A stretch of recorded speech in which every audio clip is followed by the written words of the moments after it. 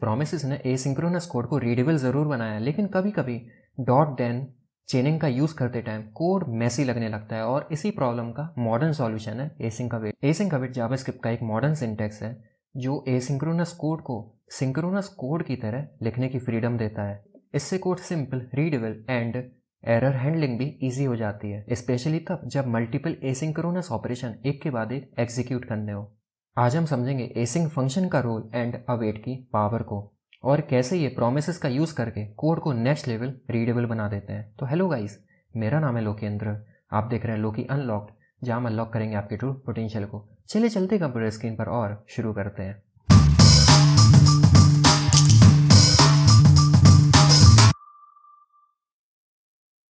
चलिए समझते हैं जावास्क्रिप्ट में एसिंक अवेट क्या होता है।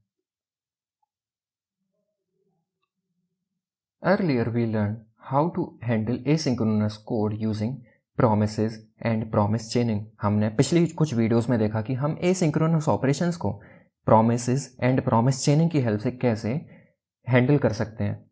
But chaining can still look messy when there are multiple dot then calls। लेकिन अगर हम एक के बाद एक डॉट देन कॉल्स लगाते रहेंगे तो जो प्रॉमिस चेनिंग है वो भी एक टाइम के बाद मैसी हो जाती है। To make async code look more like synchronous code, JavaScript introduced async await in ES8 2017 में।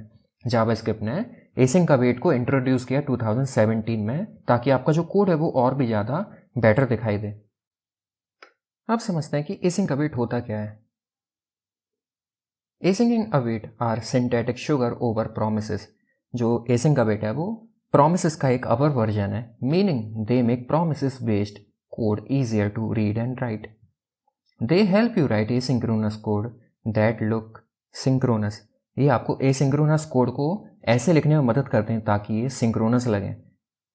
अब सबसे पहले समझते हैं कि async कीवर्ड क्या होता है। Used before a function to make an asynchronous function। async keyword किसी फंक्शन को asynchronous बनाने में हेल्प करता है। It automatically returns a promise और ये ऑटोमेटिकली एक प्रॉमिस रिटर्न कर देता है। मीन्स आपको एक्सप्लिसिटली प्रॉमिस का यूज़ करने की ज़रूरत नहीं पड़ती। आप अगर सिर्फ एसिंक कीवर्ड का यूज़ करेंगे तो वो जो फंक्शन होता है वो अपने आप ही एक प्रॉमिस बन जाता है। चलिए हम डायरेक्ट कोड में जंप करते हैं और समझते हैं कि एसिंक कीवर्ड क्या होता है और ये कैसे प्रॉमिस की तरह काम करता है। इस वीडियो के लिए जो मैं फाइल बना रहा हूँ वो है tut43.js और हर वीडियो की तरह ही आपको इस वीडियो की फाइल की गिटहब रेपोजिटरी का लिंक नीचे डिस्क्रिप्शन बॉक्स में मिल जाएगा। मान लो हमने एक फंक्शन बनाया ग्रीट और ये कुछ नहीं करता, ये सिंपली यहाँ से रिटर्न कर देता है हेलो वर्ल्ड को। तो हम सभी जानते हैं कि अगर हम इस ग्रीट फंक्शन को कॉल करेंगे, फाइल को सेव करेंगे, कोड को अगर रन करेंगे तो हमें कुछ भी देखने को नहीं मिलेगा क्योंकि हमने कुछ भी प्रिंट ही नहीं कराया। और यही काम अगर हम मान लो console.log कर देते हैं इस ग्रीट फंक्शन को कॉल करने के साथ साथ, तो हमें हेलो वर्ल्ड प्रिंट होकर देखने को मिल जाएगा। लेकिन क्या हम इस ग्रीट फंक्शन में डॉट देन का यूज़ कर सकते हैं? बिल्कुल नहीं। मीन्स कहने का क्या मतलब है, अगर हम करें ग्रीट उसके बाद हम डॉट देन का यूज़ करें और हम जानते हैं कि जो डॉट देन है वो एक रिस्पॉन्स या फिर रिजल्ट हमें देता है, और अगर हम फाइल को रन करेंगे तो हमें एरर देखने को मिलेगा, कह रहा है कि ग्रीट जो है वो एक ग्रीट डॉट देन जो है वो एक फंक्शन नहीं है। मीन्स अभी हम देख रहे हैं कि जो एक ग्रीट फंक्शन है वो एक प्रॉमिस नहीं है, क्योंकि जो प्रॉमिस है उसमें हम डॉट देन ब्लॉक का यूज़ कर सकते थे। लेकिन अगर हम यहाँ पर इस फंक्शन के आगे एसिंक कीवर्ड का यूज़ करें और अगर आप फाइल को सेव करके रन करें तो हमें जो हेलो वर्ल्ड है वो प्रिंट होकर देखने को मिल जाएगा। मीन्स इस एसिंक कीवर्ड ने क्या किया, इस एसिंक कीवर्ड ने इस फंक्शन को एक प्रॉमिस बना दिया। उम्मीद है आपको एसिंक कीवर्ड समझ आया होगा। Even though it looks like it returns a string, it internally returns promise.resolve hello world। Means कहने का क्या मतलब है, मीन्स होता क्या है कि अगर हम यहाँ से कुछ इस प्रकार रिटर्न करें, रिटर्न promise.resolve और इसके अंदर हम हेलो वर्ल्ड कर दें, तो ये दोनों ही जो चीज़ें हैं वो बिल्कुल सिमिलर हैं क्योंकि हमने यहाँ पर एसिंक कीवर्ड का यूज़ किया। उम्मीद है ये आपको समझ आया होगा। इसके बाद है await keyword, used inside an async function only. जो अवेट कीवर्ड है वो सिर्फ एसिंग फंक्शन के अंदर हम यूज़ कर सकते हैं, हम एसिंग फंक्शन के बाहर इसको यूज़ नहीं कर सकते। It pauses the execution of function until the promise resolve. ये पॉज कर देता है आगे के एग्जीक्यूशन को जब तक कि हमारा जो प्रॉमिस है वो रिजॉल्व नहीं हो जाता। Makes async code look like simple step by step code. और ये एसिंग कोड को सिंपल बना देता है, रीडेबल बना देता है, ताकि हमें ऐसा फील ही ना हो कि वो एसिंग कोड है, वो देखने में एक सिंक्रोनस कोड की तरह लगता है। मीन्स कहने का क्या मतलब है, मान लो पहले तो मैं इस पूरे कोड को कर दूंगा कमेंट आउट, और यहाँ पर हम एक फंक्शन बनाते हैं फैच डेटा नाम से, जो कि सिंपली रिटर्न कर रहा है एक न्यू प्रॉमिस को। और ये हम जानते हैं कि प्रॉमिस यहाँ से रिजॉल्व होगा या फिर रिजेक्ट होगा, तो हम यहाँ से रिजॉल्व कर देंगे इस प्रॉमिस को, RESOLVE। लेकिन हम रिजॉल्व नहीं करेंगे, हम सेट टाइम आउट का यूज़ करेंगे। हम कुछ सेकंड्स बाद इसको रिजॉल्व करेंगे। हमने किया 2000 मिली सेकेंड्स, जो कि 2 सेकंड के बराबर होता है। और हम यहाँ से console.log नहीं, हम यहाँ से रिजॉल्व करेंगे इसको विथ वैल्यू, मान लो अपने 5। हमने इसको रिजॉल्व कर दिया। मीन्स क्या होगा कि जो प्रॉमिस है वो 2 सेकंड बाद 5 वैल्यू के साथ रिजॉल्व हो जाएगा और हमें 5 रिटर्न करके दे देगा। उसके बाद हमने एक फंक्शन बनाया एसिंग फंक्शन, जो कि इस जो फैच डेटा है इसको कॉल करेगा इंटरनली, और हमने इसको नाम दे दिया गेट डेटा। और हम सबसे पहले यहाँ पर प्रिंट कर देंगे फैचिंग। उसके बाद हम क्या करेंगे, हम const data equal fetch data कर देंगे। मीन्स क्या होगा कि जो ये फैच डेटा फंक्शन है हमें ये 5 रिटर्न करके दे रहा है, तो हमें जो ये 5 वैल्यू है वो इस डेटा में मिल जाएगी, स्टोर हो जाएगी। और हम सिंपली यहाँ से डेटा को प्रिंट भी कर लेंगे, डेटा नॉट डाट। उसके बाद हम क्या करेंगे, एक और प्रिंट स्टेटमेंट लगाएंगे कि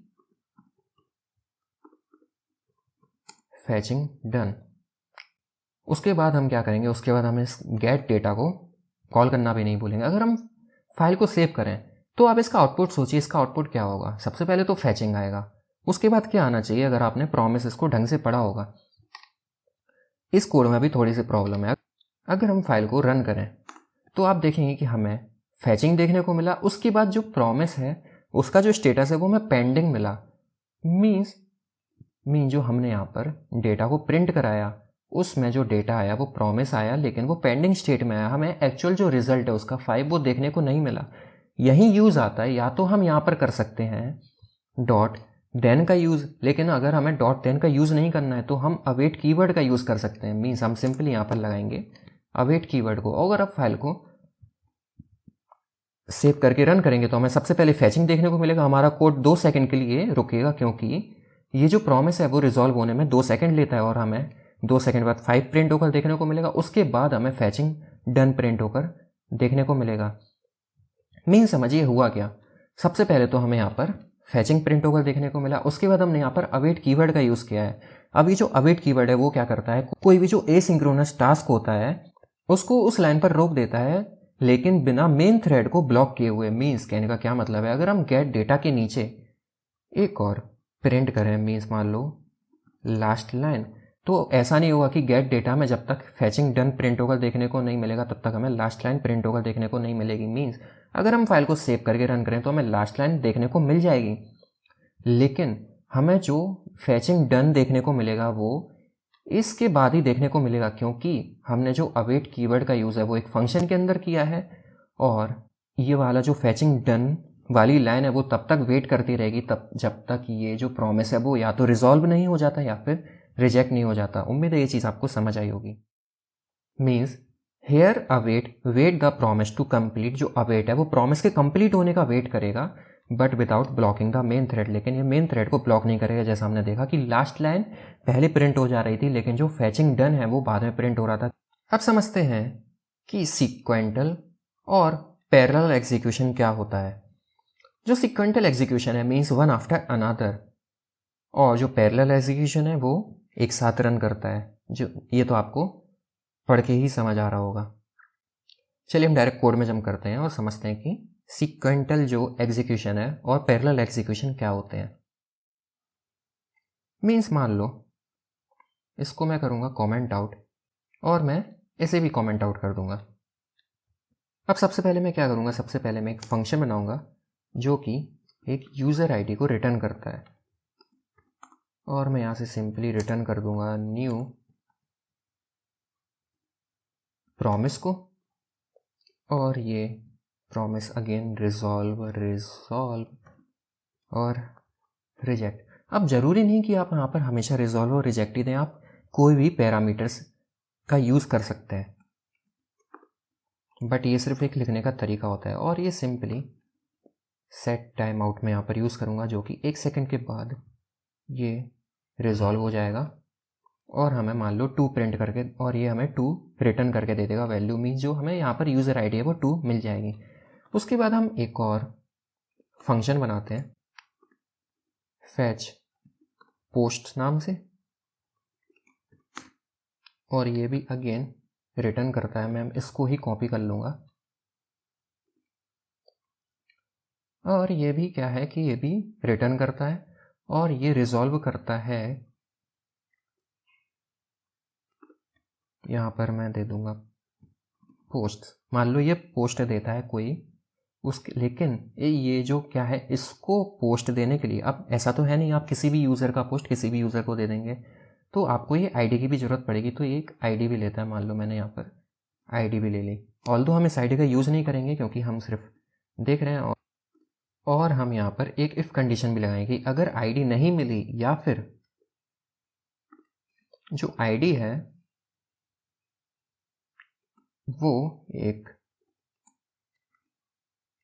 नंबर नहीं है, मीन्स नॉट अ नंबर, तो हम सिंपली यहाँ से थ्रो कर देंगे एरर को कि नॉट अ वैलिड आईडी। उसके बाद हम एक एसिंग फंक्शन बनाएंगे। इस फंक्शन का मैं नाम भी दूंगा, मान लो गेट पोस्ट नाम से,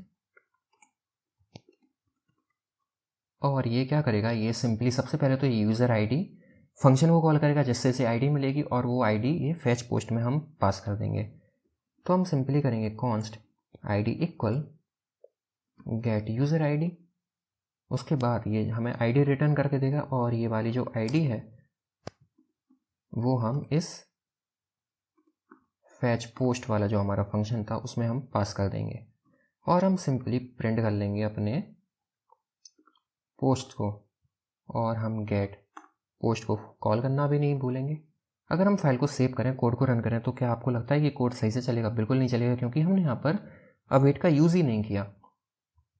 तो हम यहाँ पर अवेट का यूज़ करेंगे, उसके बाद हम यहाँ पर भी अवेट का यूज़ करेंगे। फाइल को सेव करेंगे, कोड को रन करेंगे, तो हमें क्या होगा कि 1 सेकंड बाद हमें 2 सेकंड बाद एक्चुअली हमें पोस्ट देखने को मिल जाएगा, क्योंकि हमने यहाँ पर जो ये आईडी थी उसको प्रिंट ही नहीं कराया। तो हमें टोटल 2 सेकंड, क्योंकि 1 सेकंड तो इस प्रॉमिस को रिजॉल्व होने में लगेंगे और 1 सेकंड इस प्रॉमिस को रिजॉल्व होने में लगेंगे, टोटल 2 सेकंड बाद हमें पोस्ट देखने को मिल जाएगा। तो अब यहाँ पर आप जो ये देख रहे हैं ये सीक्वेंटल एग्जीक्यूशन है प्रॉमिस का। मीन्स हमें फैच पोस्ट करने के लिए आईडी की ज़रूरत है, जब तक हमारे पास आईडी नहीं आएगी तब तक हम पोस्ट को फैच नहीं कर सकते। सबसे पहले हमने क्या किया, सबसे पहले हमने जो गेट यूज़र आईडी वाला प्रॉमिस था उसको रिजॉल्व किया, उसके बाद हमने फैच पोस्ट वाला जो प्रॉमिस था उसको रिजॉल्व किया। ये हमने किया सीक्वेंटली।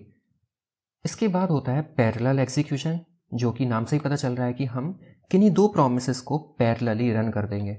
मीन्स मान लो मैं इसको ही रेप्लिकेट कर लूँगा, और यहाँ पर हम मान लो अगर, और ये जो फैच पोस्ट वाला प्रॉमिस है वो मान लो आईडी को लेता ही नहीं होता, ये सिंपली पोस्ट को फैच करके दे देता, तो हम इसे पैरेलली फैच कर लेंगे। और इनको पैरेलली रन करने के लिए हम सबसे पहले तो एक फंक्शन बनाएंगे जो कि एक एसिंग फंक्शन होगा। इस फंक्शन का हम नाम देते हैं गेट पोस्ट्स,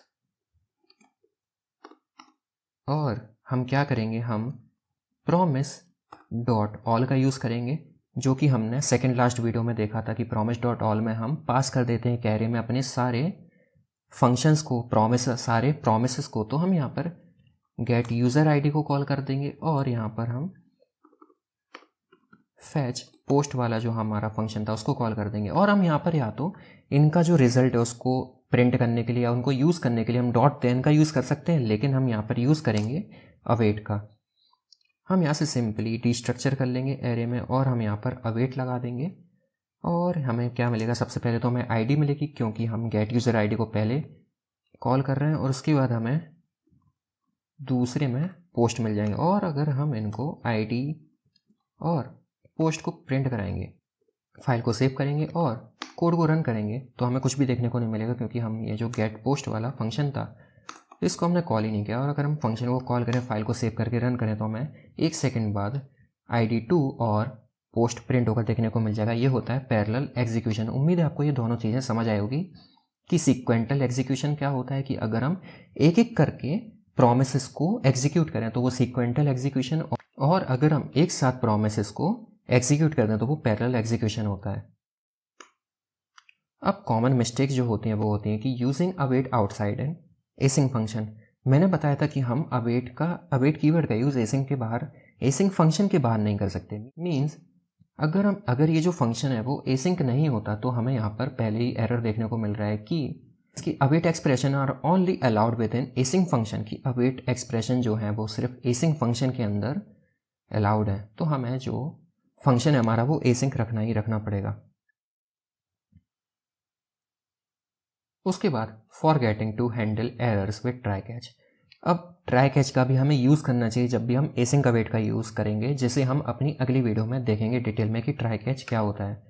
और अवेटिंग इंडिपेंडेंट प्रोमिसेस सीक्वेंटली, और हमें कभी भी कोई भी इंडिपेंडेंट प्रोमिसेस को सीक्वेंटली एग्जीक्यूट नहीं करना चाहिए, इससे परफॉर्मेंस लैग हो सकता है। कहने का क्या मतलब है कि हमने देखा कि हमारा ये जो फैच पोस्ट वाला प्रॉमिस है और ये जो गेट यूज़र आईडी वाले प्रॉमिस है, ये दोनों इंडिपेंडेंट है, ये दोनों प्रोमिसेस किसी पे भी डिपेंड नहीं है, तो हम इन्हें पैरेलली एग्जीक्यूट करेंगे। लेकिन जब हमारा ये जो फैच पोस्ट वाला प्रॉमिस था वो क्या था, वो इस आईडी पे डिपेंड था, जो आईडी हमें इस गेट यूज़र आईडी से मिल रही थी।